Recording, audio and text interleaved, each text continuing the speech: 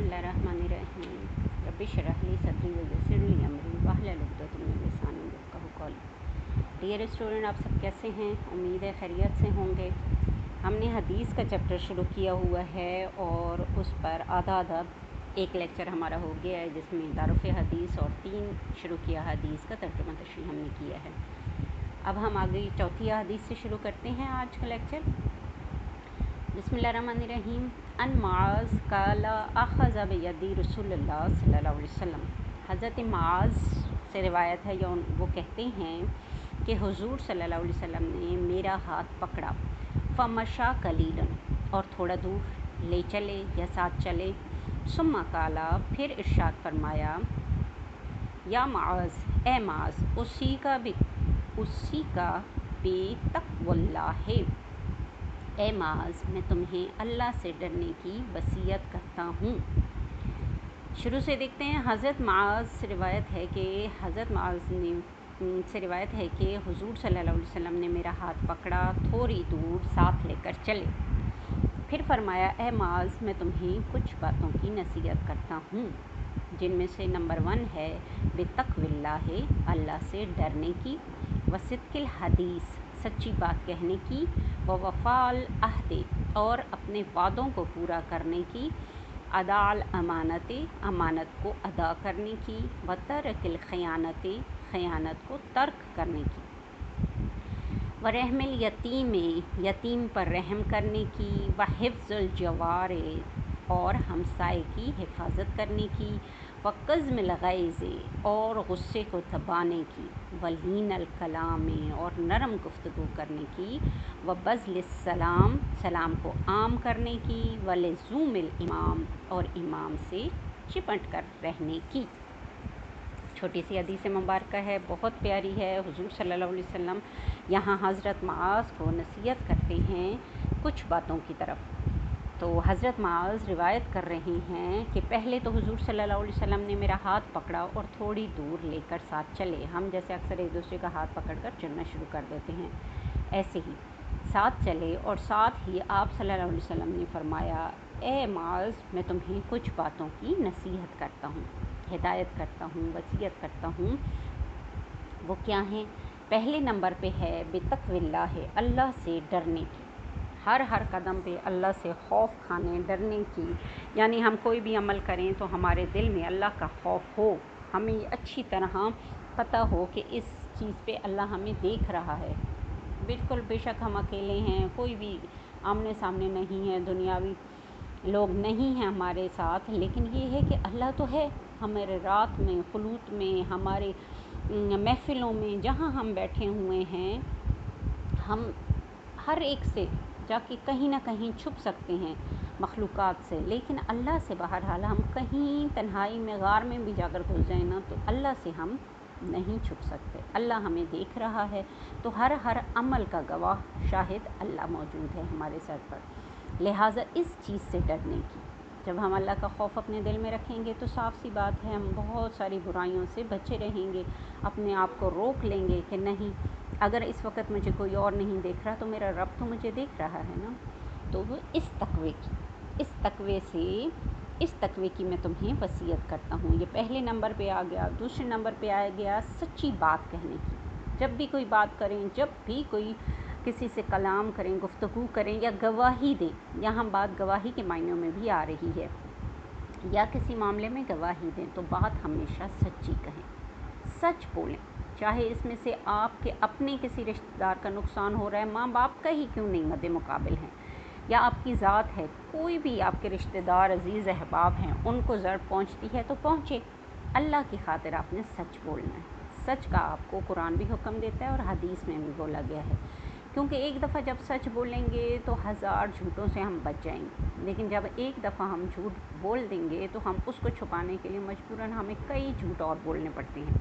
लिहाजा यहाँ हमें हुक्म दिया गया है कि सच बोलो, व वफ़ाल अहद, और अपने अहदों को पूरा करो।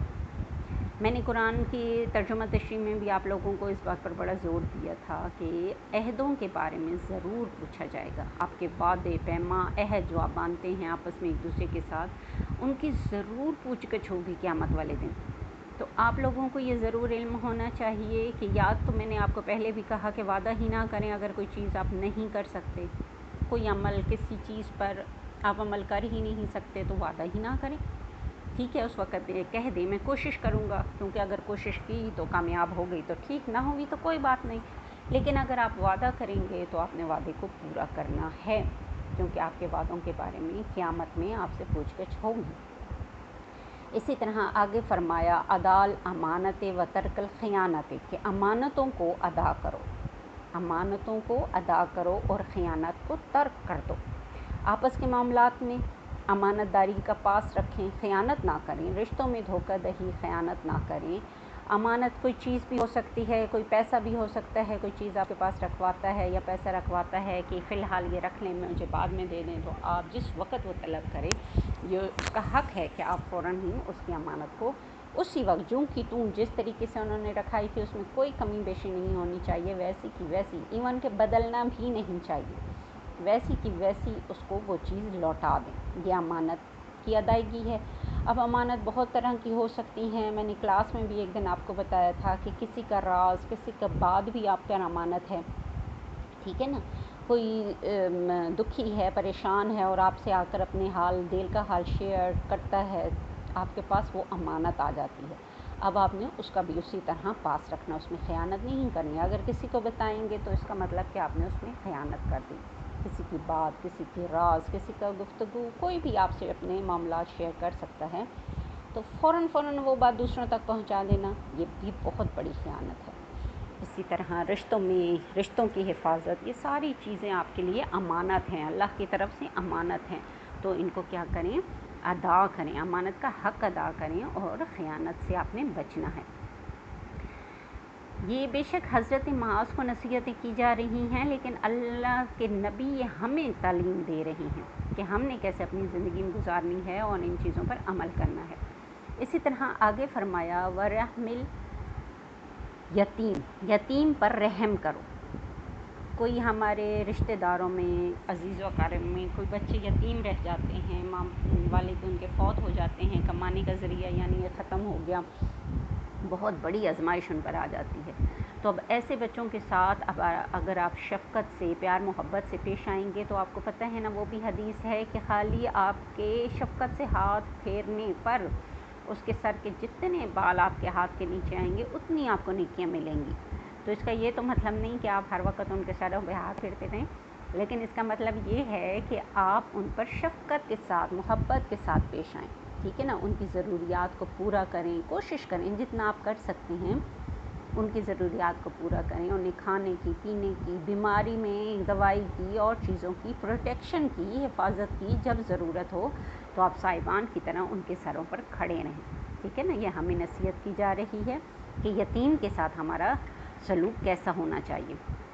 پھر آ گیا حفظ الجوار، ہمسائے کی حفاظت کریں۔ پچھلی حدیث میں بھی میں نے بتایا تھا اور اگلی حدیث تو ہی ہمسائے کے حقوق پر رہی ہے، بہت زیادہ اہمیت رکھتے ہیں ہمسائے ہمارے لیے، بہت زیادہ، ان کا ہم نے خیال رکھنا ہے، کوئی چیز ایسی، کوئی کام ایسا نہیں کرنا جس سے ان کو تکلیف پہنچے، ٹھیک ہے نا؟ بلکہ اگلی حدیث میں ہم مزید پڑھیں گے کہ کیسے کس کس موقع پر اگر ہمیں انہیں ہماری مدد کی یا کسی اور چیز کی ضرورت پڑتی ہے تو کیسے ہم نے ان کے لیے حاضر ہونا ہے، ٹھیک ہے نا؟ آگے فرمایا گیا وَقَظْمِ الْغَيْظِ، یہ بہت بڑی بات ہے اور بہت بات ہے کہ اپنے غصے کو دبا جاؤ، غصے کو دبانا ہے آپ نے، ٹھیک ہے نا؟ یا آج کل کی طرح جو سائیکالوجی پڑھاتے ہیں وہ کہتے ہیں غصہ نکال دیں، اس پر آپ ڈپریشن میں نہیں جائیں گے اور آپ کے لیے اچھا ہے، نہیں، دین ہمیں کہہ رہا ہے کہ اپنے غصے کو دبائیں، ٹھیک ہے نا؟ تو ہم نے اپنے غصے کو دبانا ہے، کیونکہ ہمارے اسلام کی تعلیمات یہ ہیں، ہماری انگریزوں والی تعلیمات نہیں ہیں کہ ہم نے اپنی فرسٹریشن نکال کر دوسروں کو ڈپریس کر دیں، نہیں، ہم نے حوصلہ کرنا ہے۔ کئی مقامات پر، کئی چیزوں پر ہمیں غصہ آ جاتا ہے، لیکن اب اس غصے کو ایک دم ہم نکال دیں تو یہ تو کوئی بھی نکال سکتا ہے، بہت بزدل بندے کی نشانی ہے، ہاں، جو اس کو پی جاتا ہے، برداشت کر لیتا ہے اس موقع پر، ٹھیک ہے نا؟ اس کا گھونٹ پی جاتا ہے تو بہت مشکل، لیکن جو کر جاتا ہے وہی تو بہادر ہے، پھر وہی تو دلیر ہے، وہی تو پہلوان ہے۔ جیسے حضرت علی سے کسی نے پوچھا کہ پہلوان کون ہے، کیا جو پچھاڑے میں جو اکھاڑے میں پچھاڑ دے بڑے بڑے پہلوانوں کو وہ پہلوان ہے؟ تو حضرت علی نے فرمایا تھا نہیں، بلکہ پہلوان وہ ہے جو اپنے غصے کو پی جاتا ہے۔ یعنی اصل بہادری تو یہ ہے کہ آپ کو غصہ آ گیا ایک بات پر، لیکن آپ نے اس کو برداشت کر لیا، ٹھیک ہے نا۔ تو یہ بہت بڑی بات ہے۔ اگلی بات، بہت بڑا ہتھیار، بہت خوبصورت بات کہ لین الکلام، اپنی گفتگو کو نرم کرو، نرم گفتگو اپناؤ۔ میں کہتی ہوں توپ کلیشنکوف بندوقوں سے وہ چیز ہم حاصل نہیں کر سکتے جو اس ایک میٹھی زبان سے، نرم زبان سے ہم حاصل کر لیتے ہیں۔ اب ایکسپیرینس تو کریں کسی کے ساتھ، دیکھیں تو صحیح، آج ایکسپیریمنٹ کر کے دیکھیں۔ آپ کوئی چیز والدین سے، بہن بھائیوں سے اگر مانگتے ہیں تو وہ پیار سے مانگ کر دیکھیں وہ اپنی جان بھی نکال کر آپ کو ہتھیلی پر رکھ دیں گے۔ لیکن وہی چیز اگر چھوٹے سے بچے سے بھی اگر آپ غصے کے ساتھ مانگیں گے تو وہ بھی آپ کو دینا پسند نہیں کرے گا۔ جانوروں سے بھی مانگیں گے غصے کے ساتھ تو وہ بھی آپ کو دینا نہیں پسند کریں گے، ٹھیک ہے نا۔ تو انسان، جاندار، تمام مخلوق کے ساتھ نرمی سے ہم نے پیش آنا ہے اور انسانوں کے ساتھ نرمی سے گفتگو کرنی ہے۔ یہ جو نرم زبان ہے نا، تو یہ ہر وہ کام کر سکتی ہے جو بڑے سے بڑا ہتھیار بھی نہیں کر سکتا۔ بڑے بڑی جنگیں، بڑی بڑی دنیا میں ورلڈ وارز ہوئی ہیں، آپ نے دیکھا ہے کیسے تباہیاں مچی، لیکن اس کے پاس بعد اگر کنٹرول ہوئے ہیں یہ حالات تو کس سے؟ صرف گفت و شنید سے، ڈسکشن سے، جو آپس میں بیٹھے ہیں اور انہوں نے اپنے خیالات کو شیئر کیا، ایک دوسرے کو برداشت کرنے کی صلاحیت آپس میں پیدا کی، تو آج دنیا امن کے ساتھ، کافی حد تک ظاہر ہے امن کے ساتھ رہ تو رہی ہے نا۔ ہر کوئی اپنے آپ کو ترقی یافتہ بنا رہے ہیں اور اس راہ پر گامزن کر رہے ہیں تمام ممالک، کیونکہ وہ اپنے آپ کو جنگوں سے بچا رہے ہیں، خواہ کی لڑائی اس سے چھوڑ کر زبان کو، اپنے معاملات کو ڈسکشنز کے ساتھ حل کر رہے ہیں۔ تو ہم اپنی چھوٹی سطح پر بھی آ جائیں، اپنی گھریلو لائف زندگی میں بھی آ جائیں، فرینڈس تک کی حد تک بھی آ جائیں، تو دیکھیں آپ نرم زبان کو استعمال کر کے دیکھیں، جو کام کبھی نہیں ہو رہے تھے آج آپ کی نرم زبان سے وہ حل ہو جائیں گے۔ اسی طرح اسلام کا بہت اگلا اور بہت ہی پیاری ہدایت جو نبی پاک صلی اللہ علیہ وسلم کی اس حدیث مبارکہ میں ہے کہ بذل السلام، محبت کو عام کرنے کی چیز وہ ہے سلام۔ ہم زیادہ سے زیادہ لوگوں کو سلام کریں۔ محلے میں کوئی ہمارے باہر گلی میں نکلتے ہیں، انکلز ہوتے ہیں، ریلیٹیوز ہوتے ہیں، یا ویسے محلے والے بھی انکلز ہوتے ہیں، آپ ان کو سلام کریں، کتنا اچھا تاثر پیدا ہوتا ہے۔ ہم خود یہاں کالونی میں واک کرتے ہیں، کالونی کے بچے آ کے ہمیں سلام کر کے جاتے ہیں تو ہمیں اتنا اچھا لگتا ہے کہ اچھا یہ فلاں کا بچہ ہے، دیکھیں کتنا اچھا ہے۔ اسی طرح اسکول میں، یونیورسٹیز میں جب ہم انٹر ہوتے ہیں، آپ سب بھاگ کے آتے ہیں، سلام کرتے ہیں، جو اسٹوڈنٹ پاس سے گزرتا ہے سلام کرتا ہے تو ہمارا اتنا اچھا دل خوش ہو جاتا ہے۔ اور جانتے پہچانتے کوئی اسٹوڈنٹ ایسے ہی ہمارے پاس سے گزر جائے تو سچی بات ہے ہم استاد ہوتے ہوئے بھی دل میں مائنڈ کرتے ہیں کہ یہ دیکھیں اسے اتنی تمیز نہیں کہ سلام ہی کر دے کہ ساتھ سے استاد گزر رہا ہے۔ تو یہ چیزیں ہمیں اگر بہت معمولی بھی لگیں تو بہت میٹر رکھتی ہیں، بہت میٹر کرتی ہیں یہ چیزیں۔ آپس میں ایک دوسرے کو سلام کریں، دوست آپس میں ایک دوسرے کو سلام کریں، ٹھیک ہے نا، پہل کریں۔ آپ کو پتہ ہے نا سلام پہل کرنے والے کو 30 نیکیاں ملتی ہیں اور جواب دینے والے کو 10 نیکیاں ملتی ہیں۔ اچھا جی، آگے چلتے ہیں لزوم الامام، اور امام کے ساتھ چمٹ کر رہنے کی۔ چمٹ کر رہنے کا یہ مطلب نہیں کہ جا کر ہم اس کے ساتھ چپک جائیں، بلکہ مطلب یہ ہے کہ اس کے اچھے بڑے برے فیصلوں میں ہم اس کی جو بھی وہ ملک کے لیے، ریاست کے لیے، اس کی ترقی کے لیے فیصلے کر رہا ہے تو ہم اس کی امداد کریں، مدد کریں۔ اب امام بھی یہ ہے کہ سچا، کھرا، صادق اور امین ہونا چاہیے، یہ بھی شرائط ہیں ظاہر امام کے لیے۔ کوئی بھی بے ایمان آدمی کے غلط فیصلوں پر ہم اس کی ہدایت، اس کے ساتھ معاونت نہیں کر سکتے۔ اسلام ہمیں ظاہر پہلے امام کے بھی بہت سارے اوصاف گناتا ہے، اور جب اس طرح کا امام ہمارے اوپر حاکم ہوگا تو بھرپور قسم کے ہم نے اس کی حمایت کرنی ہے، کیونکہ قرآن میں جگہ جگہ ارشاد ہے آطیعوا اللہ واطیعوا الرسول وَأُولِي الْأَمْرِ مِنکم، اللہ اطاعت کرو اللہ کی اور اس کے رسول کی اور اپنے میں سے صاحب امر کی۔ لہٰذا جو صاحب امر بنتے ہیں، آپ کو پتہ ہی ہے خلفائے راشدین نے بھی جب حلف اٹھایا تھا تو ان سب نے حلف کے دوران یہ کہا تھا کہ اگر ہم اللہ اور رسول کے احکامات پر عمل کرتے رہے تو تم ہمارا بھرپور ساتھ دینا، اور جس دن اگر ہم نے ان کے خلاف کیا تو بے شک ہمارا تن سر سے جدا کر دینا، یا سر تن سے جدا کر دینا، ٹھیک ہے نا۔ تو مطلب اہمیت میں بتا رہی ہوں کہ اتنی زیادہ ہے کہ جو بھی صاحب وقت ہوگا، امام ہوگا، بادشاہ ہوگا، اس کے فیصلوں کی حمایت ہم نے کرنی ہے اور اس کو پوری اپنی طرف سے سپورٹ پہنچانی ہے۔ اگلی حدیث ہے حقوق ہمسائے پر۔ ان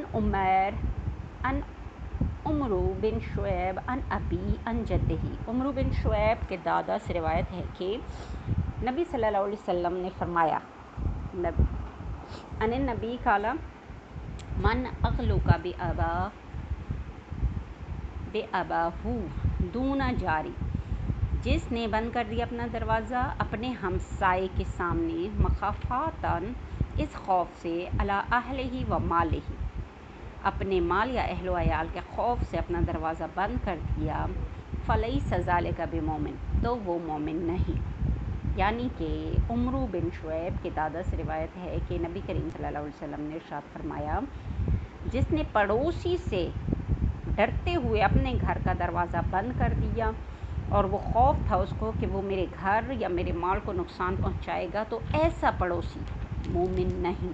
یعنی جس کے ڈر سے میں نے دروازہ بند کر دیا، وہ پڑوسی مومن نہیں۔ ولیس بمؤمن، تو وہ مومن نہیں، اور وہ بھی مومن نہیں، من لم یامن جارہ، جس سے مطمئن نہ ہو اس کا ہمسایہ، بوائقہ، اس کے ظلم سے، یعنی جس کو خوف ہو کہ میرا ہمسایہ مجھ پر کسی طرح کا ظلم کر سکتا ہے، تو ایسا ہمسایہ بھی، یعنی جس سے ہم ڈریں، وہ ظالم ہمسایہ جو ہے اس پر اگر ہم ڈریں اس سے، تو وہ بھی مومن نہیں۔ ان تدری ما حق الجار، اور تمہیں کیا معلوم کہ کیا ہے جار کا حق، یعنی ہمسائے کا حق ہے کیا؟ اذا استعانک انتہ، اگر جب تم سے مدد اس کو طلب ہو، یا جب تم سے مدد وہ طلب کرے تو اس کی مدد کرو۔ وَإِذَا اسْتَقْرَضَكَ، اور اگر وہ تجھ سے قرض مانگے، اقرضتہ، تو اسے قرض دو۔ وَإِذَا افتقر عُدَّتْ إِلَيْهِ، اور اگر وہ فقیر ہو تو اس کو فائدہ پہنچاؤ۔ وَإِذَا مَرِضَ عُدَّتْهُ، اور اگر وہ مریض ہو تو اس کی عیادت کرو۔ وَإِذَا أَصَابَهُ خَيْرٌ اُنَاةً، اور اگر اسے کوئی خوشی کی خبر ملے تو اسے مبارکباد دو۔ وَإِذَا أَصَابَتْهُ مُصِیبَةٌ عُزِّرَتْهُ، اگر اسے ملے کوئی مصیبت، پہنچے کوئی تکلیف، تو اس کو صبر کی تلقین کرو۔ وَإِذَا مَاتَ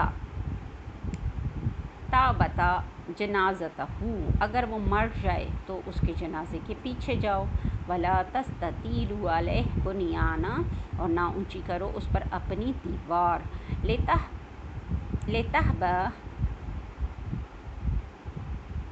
لِتَحْجَبَ عَنْهُ الرِّيحَ، کہ روکے اس سے اس کی ہوا۔ إِلَّا بِإِذْنِهِ، مگر اس سے اجازت لے لو۔ وَلَا تُؤْذِهِ، اور نہ پہنچائے، بِقَطَارِهِ، خوشبو، کس چیز کی خوشبو؟ قدرِکا، تمہاری ہانڈی کی خوشبو، اور نہ تکلیف پہنچائے اسے تمہاری ہانڈی کی خوشبو۔ إِلَّا أَن تُغْرِفَ لَهُ، سوائے اس کے کہ تھوڑا سا اس کے گھر بھی بھیج دو، منہا، اس میں سے۔ وَإِن تَشْتَرَيْتَ فَاكِهَةً، اور اگر خرید کر لاؤ تم پھل، فَأَهْدِ لَهُ، تو اسے بھی تحفہ دے دو۔ فَإِن لَمْ تَفْعَلْ، پھر اگر ایسا نہ کر سکو، فَأَدْخِلْهَا سِرًّا، تو پھر اسے چھپا کر گھر لے کر آؤ۔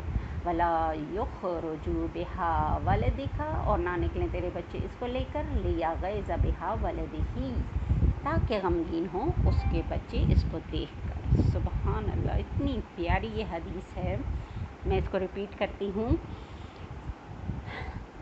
عمرو بن شعیب کے دادا سے روایت ہے کہ رسول صلی اللہ علیہ وسلم نے فرمایا، جس نے پڑوسی سے اپنے گھر والوں اور مال کے بارے میں خطرہ محسوس کیا اور دروازہ بند کر کے سویا، تو ایسا پڑوسی مومن نہیں۔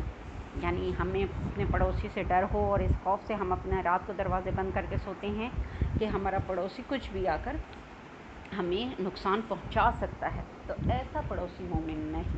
حالانکہ آج کل کے حالات دیکھیں، جب بھی کوئی چوری ڈاکہ محلوں میں ہوتا ہے نا، تو زیادہ تر اس میں ہاتھ عموماً زیادہ تر نکلتا ہے تو پڑوسی کا نکلتا ہے، کیونکہ پڑوسیوں کو نا پتہ ہوتا ہے کہ آپ کے گھر کے اندر لوکیشن کیا ہے، سامان کہاں پڑے ہیں، خاص چیزیں کہاں پڑی ہیں، کیونکہ ان کا آنا جانا ہوتا ہے آپ کے گھر میں۔ اسی طرح آپ کے گھر کے کتنے افراد ہیں، کس وقت آتے ہیں، کس وقت وہ گھر کس سے باہر ہوتے ہیں، صرف خواتین ہوتی ہیں گھر میں، یا ہو سکتا ہے آپ لوگ عید یا آگے پیچھے ان دنوں کہیں گئے ہوئے ہیں اور گھر خالی ہے، بند ہے۔ تو یہ ساری معلومات کس کو ہوتی ہیں؟ زیادہ تر ہمسایوں کو ہوتی ہیں، ٹھیک ہے نا۔ اسی لیے اکثر چوری ڈاکے وغیرہ کی وارداتیں جب ہم سنتے ہیں تو ان میں ہمسائے کا ہاتھ بھی ہوتا ہے۔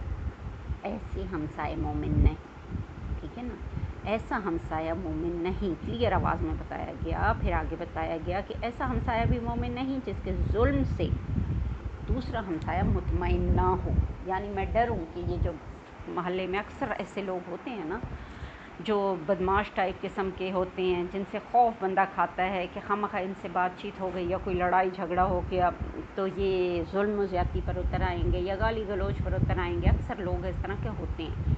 تو ایسے لوگ بھی مومن نہیں ہیں، ٹھیک ہے نا، جن سے دوسرا ہمسایہ خوف زدہ رہے۔ آگے حدیث میں پوچھا گیا کہ تمہیں کیا پتہ کہ ہمسائے کے حقوق کیا ہیں؟ آگے بتایا گیا کہ اگر وہ مدد کا طلبگار ہو تو اس کی مدد کرو۔ شادی بیاہ ہوتی ہے، فوتگی ہوتی ہے اور کئی قسم کی چیزیں ہوتی ہیں کہ جب ہمارے ہمسایوں کو ہماری مدد کی ضرورت پڑتی ہے تو ہمارا کیا فرض ہے؟ ہم فوراً پہنچیں اور ان کے کام میں ہاتھ بٹائیں۔ اکثر آپ دیکھتے ہوں گے شادیوں میں یا فوتگیوں میں فوراً چرپائیاں لے کر لوگ آتے ہیں، پنکھے لگا دیتے ہیں، پانی کا انتظام کر دیتے ہیں۔ یہ ہمارے ہاں چل رہا ہے الحمدللہ۔ تو اسی طرح کی مدد ہوتی ہے نا، شادی بیاہ میں بھی ٹینٹ لگانے میں مدد کرا دی، ان کے پنکھے لے گئے اپنے گھروں سے، چرپائیاں مہیا کر دیں، بستر مہیا کر دیے۔ اس طرح کی مدد اگر جتنی بھی ان کو چاہیے تو ہمارا فرض ہے کہ ہم ہمسائے کو پہنچائیں۔ اسی طرح آگے فرمایا کہ اگر اس کو قرض کی ضرورت ہے تو اس کو قرض ادا کرو، قرض دو، اور پھر مہلت بھی دو کہ خیر ہے جب اس کا ہاتھ کھل جائے تو تب وہ آپ کو واپس کرے۔ اگر وہ فقیر ہو تو اس کو مدد پہنچاؤ، اگر وہ بہت غریب ہے، اس کی ظاہر سادہ لوگ اصل میں تو یہی لوگ صحیح مسکین ہوتے ہیں جن کو ہماری مدد کی ضرورت ہوتی ہے۔ یہ لوگ مانگتے نہیں ہیں، سفید پوش ہوتے ہیں، اپنی کم آمدنی میں بھی اپنا بھرم رکھے ہوتے ہیں، لوگوں کو ظاہر نہیں کرتے کہ ہم کتنی مجبوری میں اپنا خرچہ پورا کر رہے ہیں۔ لیکن ہمارا فرض ہے، جو صاحب نصاب لوگ ہوتے ہیں ان کا یہ فرض ہے کہ وہ دیکھیں، اور ایسے لوگ چہروں سے بھی پہچانے جاتے ہیں، اور ظاہر محلے ارد گرد تو ہمارے اکثر رشتہ دار اور جان پہچان کے لوگ ہوتے ہیں جو بچپن سے ہمارے ساتھ رہ رہے ہوتے ہیں۔ تو ہم کیسے کہہ سکتے ہیں کہ کسی کے حالات سے ہم واقف نہیں ہیں؟ اچھی طرح ہم واقف ہوتے ہیں، تو ایسے لوگوں کی ہمیں مدد کرنی ہے، ٹھیک ہے۔ آگے ہے کہ اگر مریض ہے تو اس کی عیادت کرو، اس کا بھی بہت زیادہ اجر ہے۔ کہتے ہیں جب عیادت کے لیے آپ جاتے ہیں تو اس وقت سے فرشتے آپ کی مغفرت کی دعائیں کرتے رہتے ہیں جب تک کہ آپ واپس نہیں آ جاتے اللہ کے حضور۔ تو یہ کتنی بڑی سعادت ہے۔ آگے فرمایا کہ اگر اسے خوشی ملے تو اس پر جا کر مبارکباد دو، آپ کو پتہ ہے خوشیاں شیئر کرنے سے مزید بڑھتی ہیں، اور اگر اسے مصیبت یا غم پہنچے تو اس پر اس کو صبر کی تلقین کرو۔ غم کو بانٹنے سے کم ہوتا ہے اور خوشیاں بانٹنے سے بڑھتی ہیں۔ آگے فرمایا اگر وہ مر جائے تو اس کے جنازے کے پیچھے جاؤ، کیونکہ جنازے میں جانا جنازے میں جانا فرض کفایہ ہے، ٹھیک ہے نا، تو اس کو ہم نے ادا کرنا ہے، اس کے جنازے میں ساتھ اس کے جاؤ۔ آگے فرمایا اگر تم اول تو اپنی دیوار اونچی نہ کرو کہ اس کے گھر کی ہوا نہ رک جائے۔ آج کل شہروں میں دیکھیں گھروں پہ گھر، کمروں پہ کمرے لوگ ڈالتے جا رہے ہیں اور اونچے اونچے گھر بنا لیتے ہیں۔ شہروں میں تو کوئی بھی آپ کو سنگل اسٹوری گھر ملتا ہی نہیں ہے، ڈبل ٹرپل اسٹوریاں، مجبوری بھی ہے، کسی نے بچے کی شادی کرنی ہے، اب اس کے پاس اتنا مال نہیں ہے کہ الگ سے جا کے کہیں باہر سے زمین خریدے اور اس پر پھر پوری ایک گھر بنائے، تو اکثر لوگ موجودہ گھر کے اوپر ہی مزید تعمیرات کر کے اپنے بچوں کی شادیاں کر دیتے ہیں، ان کو کمرے دے دیتے ہیں۔ اب آپ کی مجبوری ہے، آپ نے بنانا ہے۔ یہاں تو فرمایا گیا کہ اپنی دیواریں اونچی نہ کرو کہ اس کے گھر کی ہوا رک جائے، الا باذنہ، مگر ان سے اجازت لے لو۔ یعنی آپ کی اگر مجبوری آپ نے بنانی ہی ہے، اب آپ کیا کریں، ظاہر پیسہ آپ کے پاس ہے نہیں، باہر نکل نہیں سکتے، تو پھر آپ کیا کریں، صرف ان سے اجازت لے لیں، وہ آپ کو منع نہیں کر سکتے، ظاہر آپ کا گھر ہے، لیکن یہ ہے کہ اگر اس سے اجازت لے لیں گے تو ان کا دل خوش ہو جائے گا، ہمسائے کا دل خوش ہو جائے گا۔ اسی طرح آگے فرمایا اور نہ تکلیف پہنچائے تیرے ہانڈی کی خوشبو، مگر یہ ہے کہ اس میں سے تھوڑا سا اس کو بھی دے دو۔ یہاں آپ روزانہ بریانیاں، ٹکے، باربیکیو کرتے رہیں اور ساتھ والے گھر میں کھانے کو بھی کچھ نہ ہو تو کتنی اذیت پہنچتی ہے ان لوگوں کو، ان کے گھر کو، ان کے بچوں کو، ہے نا۔ تو پھر اس کا طریقہ کیا ہے کہ تھوڑا سا اس کو بھی بھیج دیں۔ حضور صلی اللہ علیہ وسلم کی ایک حدیث مبارکہ ہے کہ تم اگر بکری کا کھر بھی پکاؤ وہ بھی اپنے ہمسائے کو بھیج دیا کرو، یعنی کھر کو مینس کہ بڑی حقیر ترین چیز کہا گیا، لیکن پھر بھی بھیج دو، اس میں بھی شرم نہ کھاؤ اور اس کا حق یعنی ادا کرو، وہ بھی بھیج دو ہمسائے کے لیے۔ آگے کتنا خوبصورت یہ دین ہے، کتنی پیاری بات کہ اگر تم پھل لے کر آؤ تو اس کو بھی تحفتاً دو، ٹھیک ہے نا۔ لیکن ہم کہیں کتنا مہنگا پھل ہے، آج تو دیکھو نا یہ 500 کا اتنا سا خربوزہ یا تربوز مل رہا ہے، میں کیا اس کو ہمسائے کو بھیجوں نا، یہ چیزیں اتنی اگر آپ نہیں بھیج سکتے کوئی حرج نہیں، پھر اس کو چھپا کر گھر لے کر آؤ، یعنی لہرا کے پورے محلے کو دکھا کے لانے کی ضرورت نہیں ہے، ایسے لے کر آئیں کہ کوئی دیکھے ہی نہ، بس اس کو کسی کی نظر نہ پڑے، اس کا دل تاکہ اس پر خفا نہ ہو کہ وہ نہیں کھا سکتا، اور دیکھیں آپ لے کر آئے ہیں تھیلے بھر کے نا۔ اتنا پیارا دین ہے، اتنا زیادہ دوسرے کا احساس ہے اس میں، دیکھیں آپ خود ذرا سوچیں اس بات پر، اتنی خوبصورت بات کہ پھر اگر ایسا نہ کر سکو تو اسے چھپا کر گھر میں لے کر جاؤ، اور نہ نکلیں تیرے بچے اس کو کھاتے ہوئے باہر، تاکہ غمگین ہوں ان کے بچے دیکھ کر۔ اکثر ہمارے بچے کھیلنے کودنے کے لیے باہر جاتے ہیں، آپ دیکھتے ہو سیب میں پکڑ کے لے جاتے ہیں اور جو باہر کھا رہے ہوتے ہیں، اور بچوں کی عادت ہوتی ہے وہ دیتے بھی نہیں ہیں، کسی کو شیئر بھی نہیں کرتے، تو ایسی چیز سے منع کیا گیا کہ اکثر پھر غریب کے بچوں کا دل للچاتا ہے، ظاہر ہے آپ کے بچے تو کھا رہے ہیں لیکن اس سے کیا ہے کہ دوسرے بچوں کا دل خفا ہوتا ہے۔ اتنا پیارا دین ہے یہ، اتنا تک ہمارے احساسات کا خیال رکھتا ہے۔ اوکے بچوں، 2 حدیثیں ہوں گی ہیں، باقی میں اگلے پارٹ میں کوشش کرتی ہوں مکمل ہو۔ اللہ حافظ۔